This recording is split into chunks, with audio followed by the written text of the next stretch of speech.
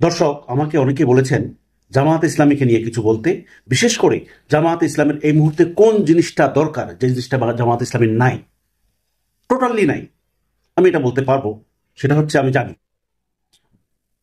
এই মুহূর্তে জামায়াত ইসলামের কোনো মিডিয়া নাই, একমাত্র নয়া দিগন্ত পত্রিকা ছাড়া।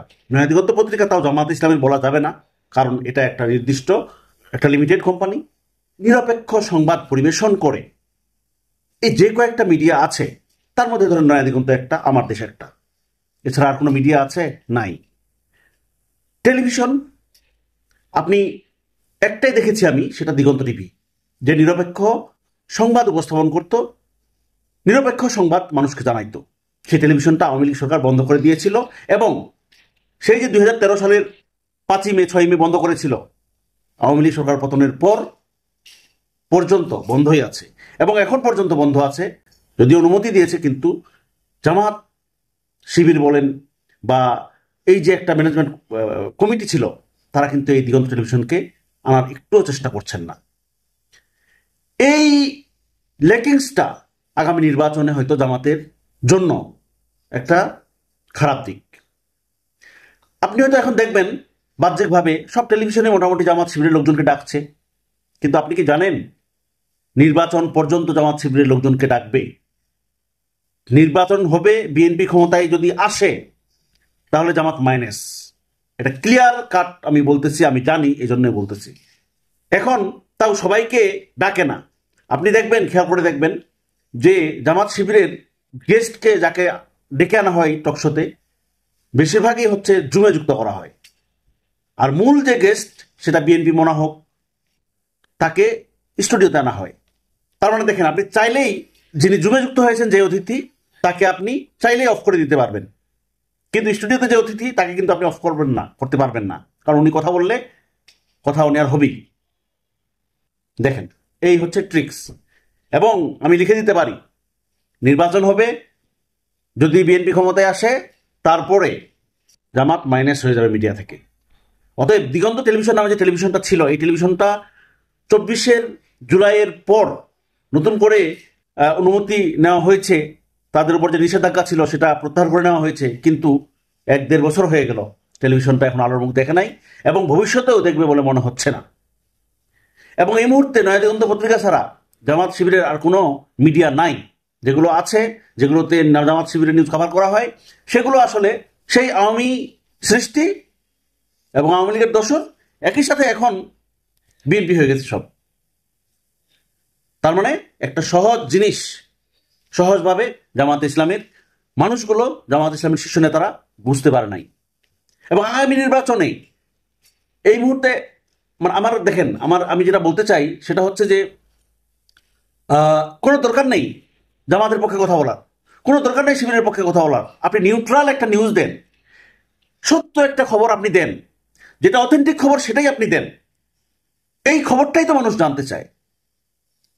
আপনি কারো কোনো প্রোপাগান্ডা ছড়াবেন না, আপনি কোনো মিথ্যা তথ্য দিবেন না, আপনি কোনো ভুল তথ্য দিবেন না, আপনি বিএনপিকে হাইলাইটস করবেন না, জামাতকে আন্ডার এস্টিমেট করবেন না, বা জামাতকে হাইলাইটস করবেন না, বিএনপিকে আন্ডার এস্টিমেট করবেন না। এটাই কিন্তু নিউজ। মানে সাদাকে সাদা বলবেন, কালোকে কালো বলবেন, ভাই, এটাই হচ্ছে মানুষ জানতে চায়। এবং এই কাজটাই কিন্তু হোক, মিডিয়াগুলো করুক, এটা কিন্তু আমরা সবাই চাই। কিন্তু বাস্তবতা তো ভিন্ন ভাই।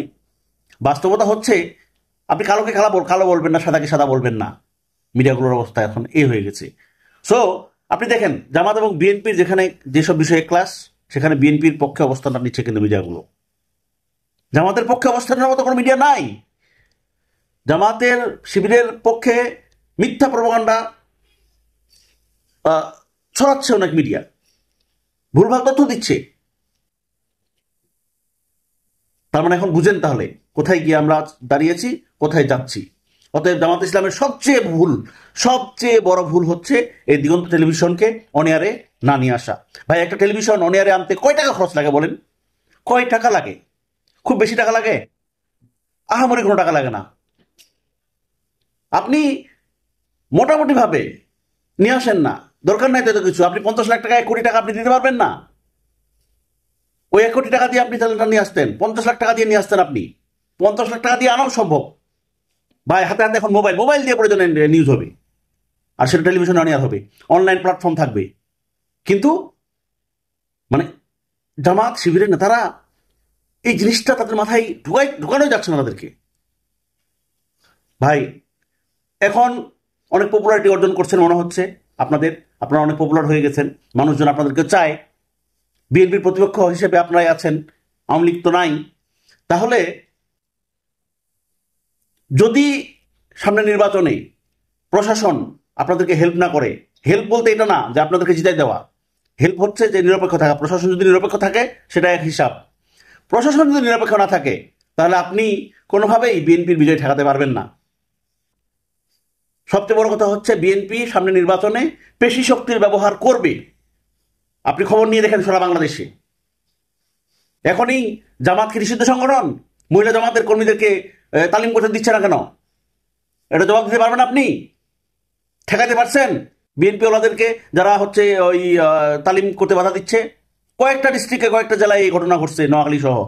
পারছেন ঠেকাইতে? পারেন নাই তো। কোনো ব্যবস্থা নিতে পারছেন? ব্যবস্থা নিতে পারেন নাই। বিএনপি কোনো ব্যবস্থা নিচ্ছে? বিএনপিকে চাপ সৃষ্টি করতে পারছেন? পারেন নাই তো।